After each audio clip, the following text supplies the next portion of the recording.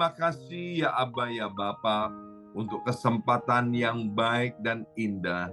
Kami boleh merasakan kasih-Mu senantiasa baru dari waktu ke waktu sehingga hari ini kami boleh kembali menyembah, memuji nama-Mu, berada di dalam hadirat Tuhan. Mari kita berdoa bersama-sama, ulangi seperti apa yang saya ucapkan. Bapa kami yang ada di dalam surga, dikuduskanlah nama-Mu, datanglah kerajaan-Mu, jadilah kehendak-Mu di bumi ini seperti di dalam surga. Bapa yang baik, berikanlah kami pada hari ini rezeki yang menjadi bagian kami secukupnya, cukup untuk memberikan pinjaman kepada banyak bangsa, sedangkan kami sendiri tidak punya pinjaman. Cukup untuk menjadi saksi Tuhan, mulai dari Yerusalem, Yudea, Samaria, sampai ke ujung-ujung bumi. Cukup untuk menjadikan semua bangsa murid Kristus dan membaptis mereka dalam nama Yesus. Terima kasih Bapa untuk rezeki yang secukupnya. Dan ampunilah dosa-dosa kami, ampunilah kesalahan kami, seperti kami pun mengampuni orang-orang yang bersalah kepada kami. Dan janganlah masukkan kami ini ke dalam pencobaan, tetapi bebaskanlah kami dari segala yang jahat, sebab Engkaulah yang empunya kerajaan, kuasa, dan kemuliaan sampai selama-lamanya. Dalam nama Tuhan Yesus, kami sudah berdoa. Haleluya, haleluya. Mari Bapak Ibu sekalian bersama-sama sekarang kita secara serempak dan serentak kita akan menggemakan Mazmur 91 dengan suara yang keras, dengan suara yang lantang dari tempat kita masing-masing. Alkitab berkata, mati dan hidup dikuasai oleh lidah. Siapa suka menggemakannya akan memakan buahnya. 2, 3, Mazmur 91. Orang yang duduk dalam lindungan yang maha tinggi dan bermalam dalam naungan yang maha kuasa akan berkata kepada Tuhan, tempat perlindunganku dan kubu pertahananku, Allahku yang kupercayai. Sungguh Tuhanlah yang akan melepaskan aku dari jerat penangkap burung dan dari penyakit sampar yang busuk. Dengan kepaknya, Tuhan akan menudungi aku. Di bawah sayapnya, aku akan berlindung. Kesetiaan Tuhan ialah perisai dan pagar tembok. Amin, amin, amin. Terjadi di dalam nama Tuhan Yesus. Aku tak usah takut terhadap kedahsyatan malam, terhadap panah yang terbang di waktu siang, terhadap penyakit sampar yang berjalan di dalam gelap, terhadap penyakit menular yang mengamuk di waktu petang. Walau 1.000 orang rebah di sisiku dan 10.000 di sebelah kananku, tetapi itu tidak akan menimpa aku. Aku hanya menontonnya dengan mataku sendiri dan melihat pembalasan terhadap orang-orang fasik. Sebab Tuhan ialah tempat perlindunganku, yang maha tinggi telah kubuat tempat perteduhanku. Amin, amin, amin. Terjadi di dalam nama Tuhan Yesus. Malapetaka tidak akan menimpa aku, dan tulah tidak akan mendekat kepada kemahku. Sebab malaikat-malaikat Tuhan akan diperintahkan oleh Tuhan kepadaku untuk menjaga aku di segala jalanku. Para malaikat Tuhan akan menatang aku di atas tangannya, supaya kakiku jangan terantuk kepada batu. Singa dan ular tedung akan aku langkai. Aku akan menginjak anak singa dan ular naga. Amin, amin, amin. Terjadi di dalam nama Tuhan Yesus. Sungguh hatiku melekat kepada Tuhan, maka Tuhan akan meluputkan aku, Tuhan akan membentengi aku, sebab aku mengenal nama Tuhan. Bila aku berseru kepada Tuhan, Tuhan akan menjawab. Tuhan akan menyertai aku dalam kesesakan. Tuhan akan meluputkan aku dan memuliakan aku. Dengan panjang umur akan Tuhan kenyangkan aku, dan akan Tuhan perlihatkan kepadaku keselamatan daripadanya. Amin, amin, amin. Terjadi di dalam nama Tuhan Yesus. Terima kasih ya Abba ya Bapa. Hari ini kembali kami akan mendengarkan sebagian daripada kebenaran firman Tuhan yang akan disampaikan oleh hamba-Mu, Bapak Pendeta Yusman Swardana Legawa. Berkati hamba firman-Mu, dan Allah Roh Kudus menolong setiap kami, membuat hati kami siap ditaburi oleh benih firman yang baik ini. Terima kasih Bapa, dalam nama Yesus.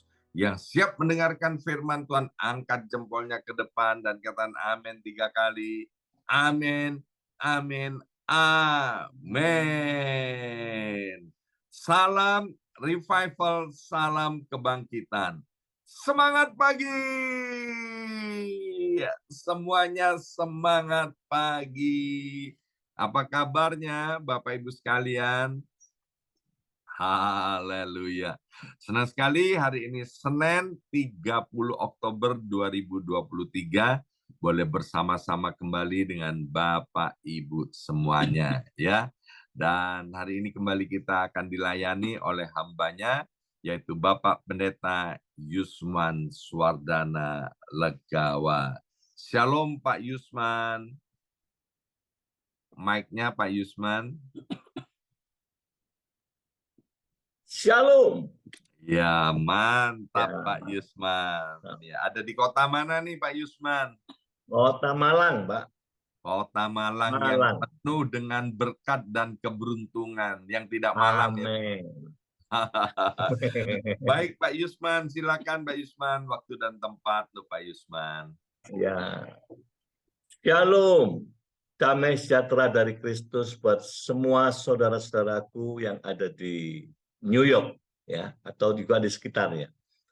Hari ini saya sengaja kita akan membahas sedikit dalam waktu 20 menit ini tentang hadirat Allah, the presence of God. Karena tadi kita sempat berbincang ya, bagaimana situasi Indonesia, situasi dunia hari ini. Kita nggak bisa menjangkau, saudara ya. Saya mendengarkan berita Presiden Jokowi, seorang presiden, dia juga bicara dengan jujur bahwa bagaimana ekonomi ini Indonesia dia nggak tahu ya, agak sulit ditebak, kita nggak ngerti. Hanya dia berharap seluruh masyarakat rakyatnya juga berhati-hati ya di dalam bekerja, dalam menggunakan uang. Ya. Nah, saudara, jadi yang terbaik tadi Pastor Yongki juga ngomong yang terbaik ya di hadirat Allah terus. Iya, ya. Gimana? Kita bisanya terbatas ya. Kita rakyat biasa tapi kita bisa berdoa untuk keselamatan seluruh negeri ini, bahkan seluruh negara-negara ya. In the presence of God. Atau dalam bahasa asli itu stin parousia teo itu saya baca itu di dalam bahasa Yunani itu memang dalam hadiratnya Allah ya. Jadi hadirat Allah berarti hadirnya Allah. Nah, saya seringkali mendengar di mimbar juga ada orang-orang yang begitu gampangnya memakai kalimat-kalimat nggak ada hadirat Allah, ya, kurang hadirat Allah dengan gampangnya, tapi mereka nggak paham ya. Saya ingin kita semua pagi hari ini belajar memahami. Next slide, itu ada 4 hal yang saya ingin sampaikan dalam waktu 20 menit ini. 1, hadirat Allah. 2, tentang salah kaprah ya. Apa yang di mimbar seringkali kita mendengar dengan pengertian-pengertian yang kurang tepat, saudara. Yang ketiga adalah tanda hadirat Allah. Seseorang itu ada hadirat Allahnya, pasti ada tandanya. Yang keempat, bagaimana masuk di dalam hadirat Allah. Apa ujungnya yang Tuhan rindukan kepada umatnya ini untuk masuk dalam hadirat Allah. Next slide. Yang pertama, kita melihat perbedaan hadirat Allah, hadirnya Allah di dalam perjanjian lama dan di dalam perjanjian baru. Ya, kalau di dalam perjanjian lama, Allah itu hadir, dia datang, tapi dia juga pergi. Dia hinggap, dia juga pergi.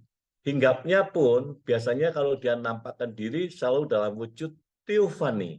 Teofani artinya wujudnya itu bukan wujud yang sebenarnya, bukan penampakan yang sebenarnya Allah kita. Ya, lalu Allah itu datang kepada orang-orang tertentu saja. Ya. Seperti istilah urapan itu hadir di perjanjian lama pada orang-orang tertentu saja. Tidak semua orang.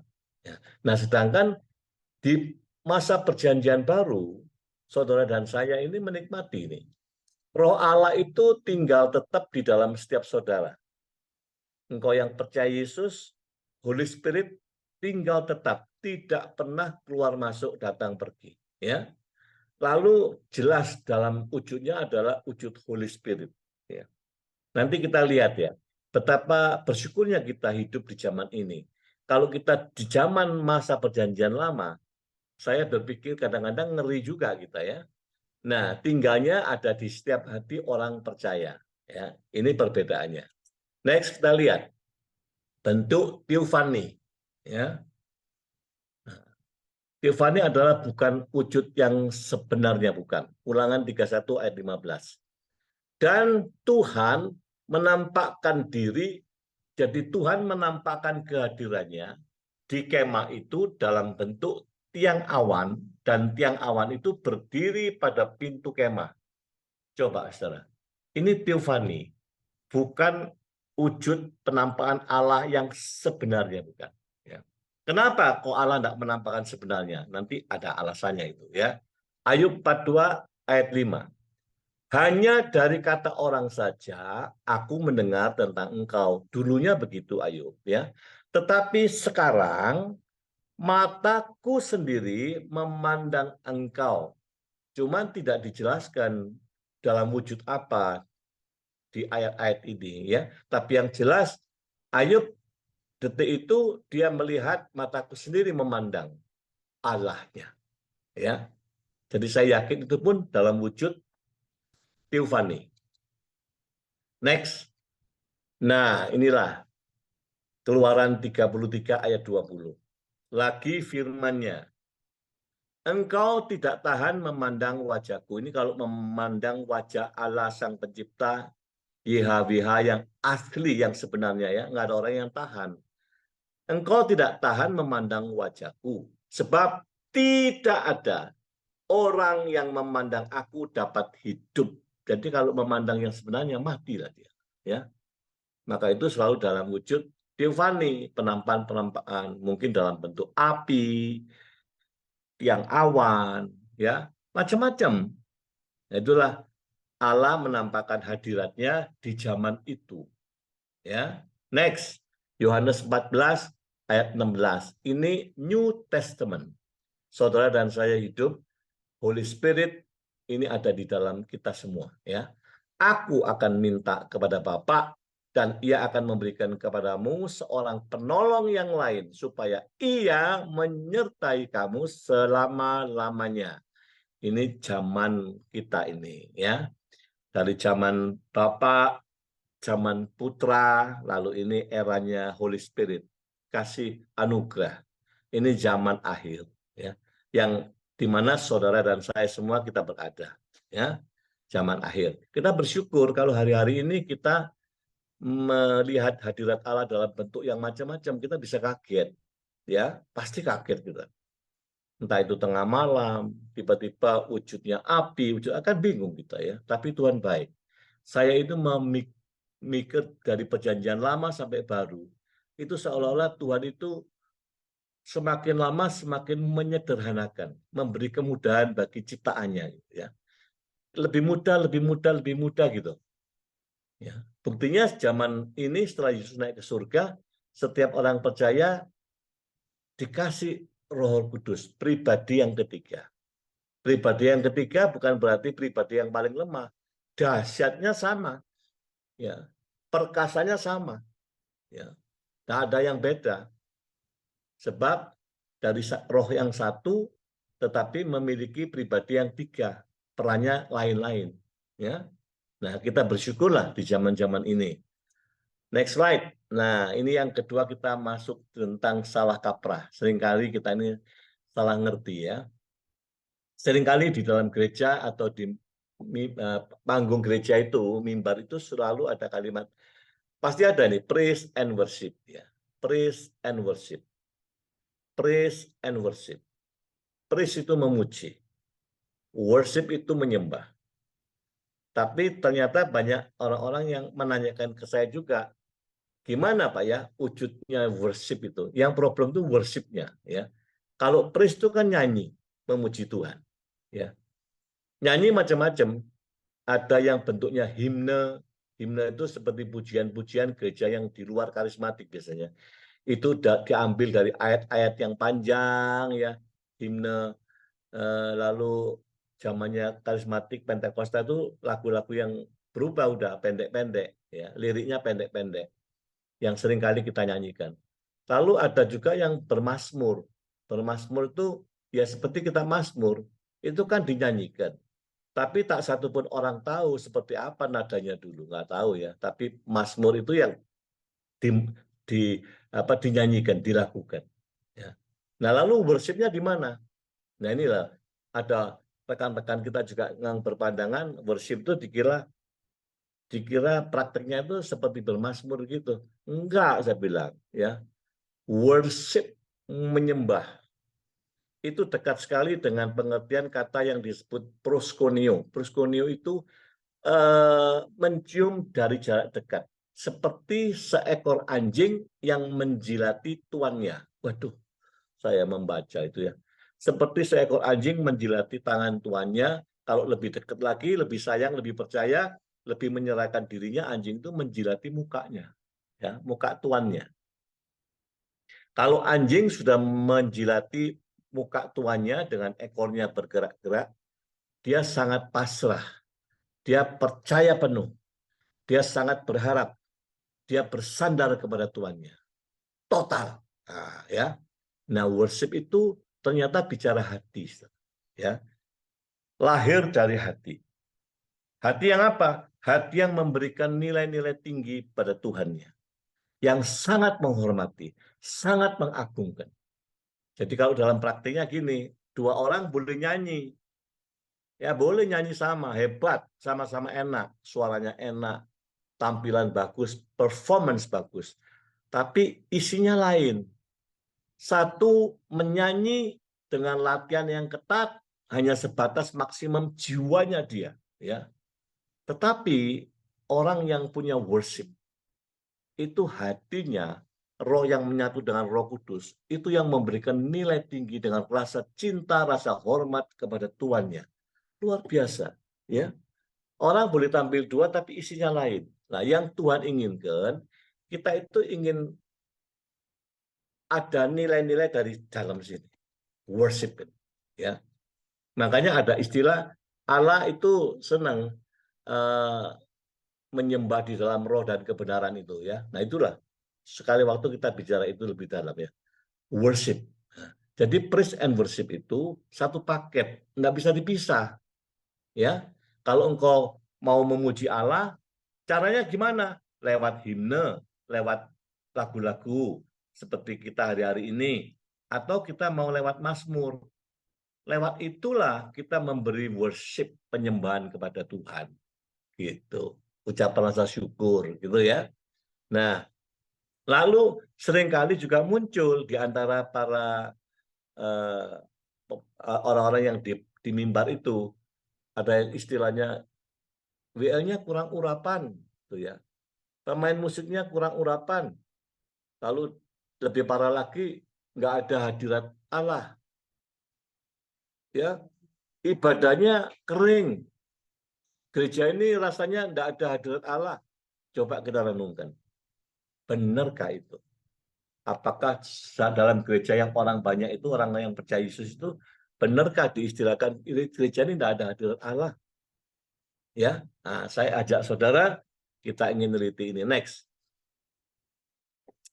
Ya, kita lihat slide berikutnya. Jika hidupmu sehari-hari tidak dalam hadiratnya Allah, artinya jauh hubungan kita dengan Allah, bagaimana kamu bisa mengerti ada hadirat Allah atau enggak?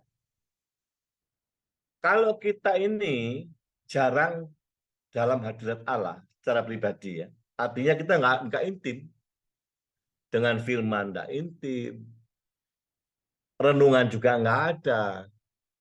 Apa mungkin orang yang nggak ada hadirat Allah itu bisa mengerti, oh ini nggak ada hadirat Allah, ini ada hadirat Allah? Nggak mungkin.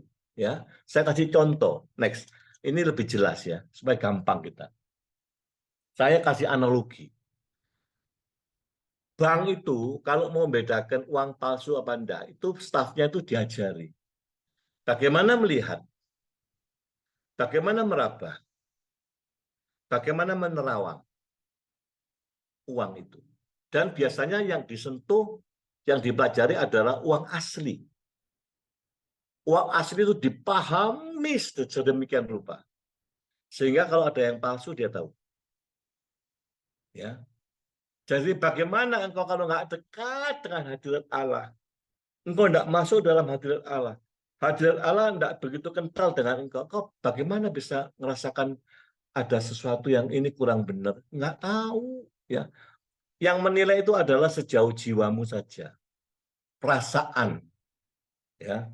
Dan ini berbahaya. Makanya itu jangan gampang-gampang kita ngejudge orang di dalam gereja.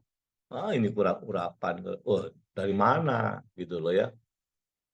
Orang kalau merasakan pujiannya tidak menarik, firman-nya tidak menarik, tapi kalau dirinya dalam hadirat Allah akan menarik. Ya, orang silakan memuji Tuhan, silakan berkhotbah. Kok kurang menarik ya performance-nya. Tetapi kalau yang hadir ini hidup dalam hadirat Tuhan, dia tidak terganggu. Ya, nggak masalah. Ya, saudara, kita ingin belajar mengarah hidup yang baik. Ya, next, ini tanda-tanda orang itu ada hadirat Allah. Nggak bisa ditipu. Ya, tanda-tanda orang yang ada hadirat Allah. Orang itu selalu rindu. Kerinduannya semakin besar. Kerinduan untuk ibadah, ada haus dan lapar, ingin memuji-muji Tuhan selalu. Ya, itu kuat sekali. Ya. Lalu orang yang ada hadirat Allah itu karena kau terbiasa ya, engkau tidak takut mengarungi badai hidup, tantangan-tantangan zaman ini. Kalau hari ini saya mendengarkan Sri Mulyani ngomong itu dengan Pak Jokowi, kita jadi takut loh. Ya, dampak antara pertarungan Cina dan Amerika yang nggak selesai secara ekonomi, Ukraina dengan Rusia belum selesai, sekarang ditambahi Hamas dengan Israel, dan Hamas tidak pernah sendirian, kelompoknya juga banyak. Kapan berakhir nggak tahu. Dampak mukul kemana juga nggak ngerti. Mereka pada bingung gitu loh. Ya. Nah, orang yang hadirat Allahnya kuat, kita terus di dalam hadirat Allah, saya yakin percaya dia tidak akan goyah. Ya, tidak akan goyah. Dan orang yang dalam hadirat Allah, dia suka menata ulang prioritas-prioritas hidupnya. mana yang utama, mana yang paling penting, mana yang urgent, tahu. Ya, jadi betapa pentingnya di dalam hadirat Allah. Next slide. Ini secara singkat ya, saya kasih gambaran ini. Saya suka sekali dengan wujud manusia ini ya, sebab kita tidak bisa hindari ini. Perhatikan, kalau roh manusia sakit, ya, roh manusia sakit, itu sumber kekuatan orang itu adalah di manusia roh. Kalau roh manusianya lemah, jiwanya lemah, maka mulai muncul malas ibadah, malas FA, malas memuji Tuhan, malas berdoa, malas membaca, malas renung, malas semuanya. Ini sakit. Ya, kalau sakit, pasti tubuhnya melakukan banyak kesalahan-kesalahan. Tanda-tandanya orang kehilangan rasa rindu ya di sini. Ya, kuncinya jangan sepelekan soal rohani. Firman Tuhan kan katakan, latihan badani terbatas gunanya, tetapi ibadah bicara rohani itu berguna untuk hari ini dan akan datang. Karena apa? Mengandung promise-nya Tuhan. Banyak promise di situ. Nah, kalau ibadah kan, kalau latihan badani terbatas, ya baik tapi terbatas sekali. Ya. Nah, next. Lalu kita masuk aslinya hadirnya Allah. Kita diingatkan lagi dulu nih. Zaman dulu perjanjian lama Old Testament, kita ingat bait Allah. Bait Allah itu tempat Allah tinggal. Ya, kita kadang-kadang mikirnya aneh ya. Kok bisa ya Allah tinggal dikasih tempat? Ya. Tapi ya memang itu bait Allah itu tempatnya Allah di situ. Ya, itu bait Allah itu bait kudus itu dibagi tiga. Yang pertama halaman, lalu masuk ruang kudus. Ruang kudus itu isinya imam. Lalu ruang maha kudus yang paling ujung itu imam besar. Ya, nggak semua imam boleh masuk ke ruang maha kudus. Nah, inilah yang dimaksud orang nggak bisa ketemu langsung dengan Allah, nggak bisa. Ya, selalu lewat wakil. Nah, di tempat paling ujung, di situ Allah hadir. Bait Allah itu ada dua. Satu di Yerusalem, satu di Gunung Gerizim. Kalau orang mau ketemu Allahnya, ya di dua tempat itu. Datang ke Yerusalem atau ke Gunung Gerizim. Gunung Gerizim itu untuk orang-orang, apa namanya, ada kelompok tersendiri, mereka punya tempatnya. Di mana kalau kepingin ketemu Allah, ya datangnya ke sini. Ya, nggak bisa sembarangan. Nah, saudara, gambaran ini kalau kita terjemahkan di zaman kita sekarang, ya, next slide kita lihat. Kerinduan Tuhan apa?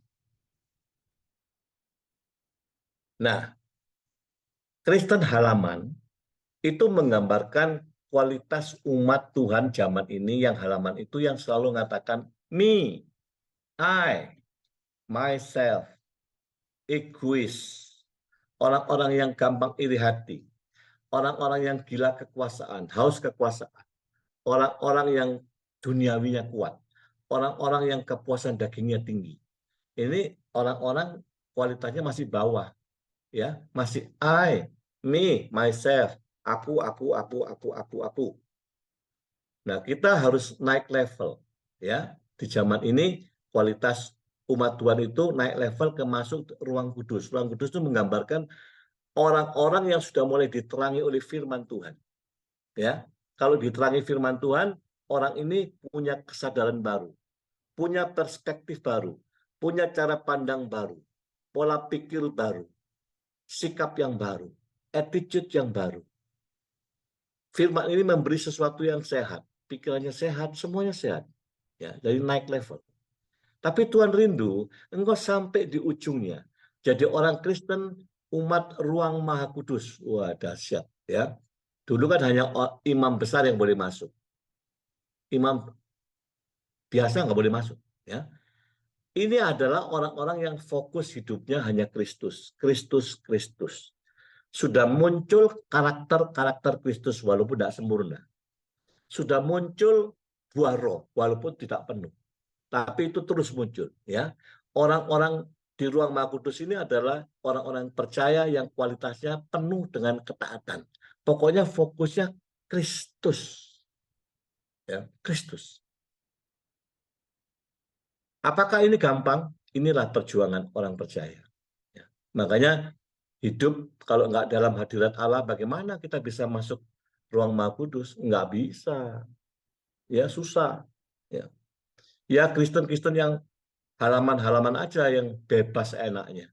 Tapi Kristen udah mulai naik ruang Maha Kudus, itu pengorbanan perjuangan luar biasa. Contoh ya, ada rekan saya itu.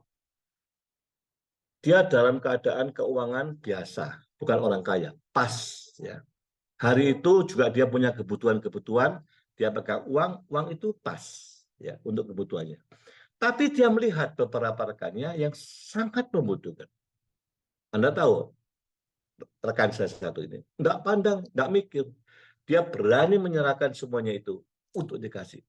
Dia nggak mikir.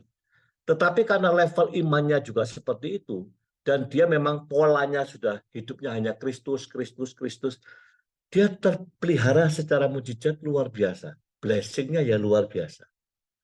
Ya, saya sendiri pribadi kagum gitu loh. Kadang-kadang kita ini punya uang 10 juta. Rekan kita punya butuh hari ini 4 juta atau 5 juta. Kita ketakutan loh. Mau ngasih 5 juta. Padahal kita ini kebutuhannya 10 juta ini gitu. Tapi orang yang hidupnya di level ruang Maha Kudus enggak. Dia dengan tenang, dia berani menolong orang itu. Inilah kerinduan Tuhan supaya orang-orang Kristen yang percaya Yesus itu terus naik level, berburu naik level. Maka itulah kalau kita tidak terus melatih hidup di dalam hadirat Tuhan, tidak bisa. Ya, tidak bisa. Saya rindu di antara kita semua pun, saya sempat mikir betapa bersyukurnya kita hari ini ya, dimanapun kita bisa ketemu Tuhan. Coba lihat kalau zaman dulu, hanya 2 tempat. Yerusalem atau di Gunung Gerisim. Gunung Gerisim itu kan untuk orang-orang Samaria aja. Nggak bisa dengan bebas. Ya, hari ini enggak, dimanapun Roh Kudus sudah bersama kita. Bersyukur kita ini. Ya. Hadirat Tuhan ini, saudara. Kalau engkau enggak intim dengan Roh Kudus, dengan firman Tuhan, itu enggak ada hadirat Allah. Ya, enggak ada. Makanya sekali lagi saya itu terkait dengan omongannya Paulus. Aku selalu jaga hati nuraniku murni kepada Bapa dan kepada sesama. Murni itu artinya rohku selalu mau dituntun oleh Roh Kudus. Supaya ada hadirat Allah terus dalam hidupnya. Luar biasa, saudara ya. Kita nggak bisa jadi Kristen mediocre yang biasa-biasa saja. Enggak. Ya. Kita harus terus naik berjuang. Amin. Mari kita berdoa. Bapa, terima kasih di dalam waktu 20 menit ini kembali kami sama-sama diingatkan, kami belajar bahwa kami harus senantiasa hidup di dalam hadirat Tuhan. Harus selalu intim, mau dengar-dengaran, mau hidup dalam ketaatan, mau terus dipimpin setiap langkah kami, itulah kami hidup dalam hadirat Tuhan. Kalau kami tidak hidup dalam hadirat Tuhan, kami gampang tumbang. Kami tidak kuat di dalam menghadapi tantangan zaman yang semakin tidak jelas. Ya. Semakin jahat, nggak jelas, mengerikan. Tapi kami, kalau terus menjaga hidup di dalam hadirat Tuhan, seperti hamba-Mu Paulus, dia bisa menang sampai titik akhir. Sebab dia katakan, hanya Roh Kudus di dalam aku yang membuat aku sanggup melakukan ini. Terima kasih Tuhan Yesus, Kau memberkati setiap kami dan saudara-saudara kami di Amerika. Di dalam nama Yesus, haleluya. Amin. Amin.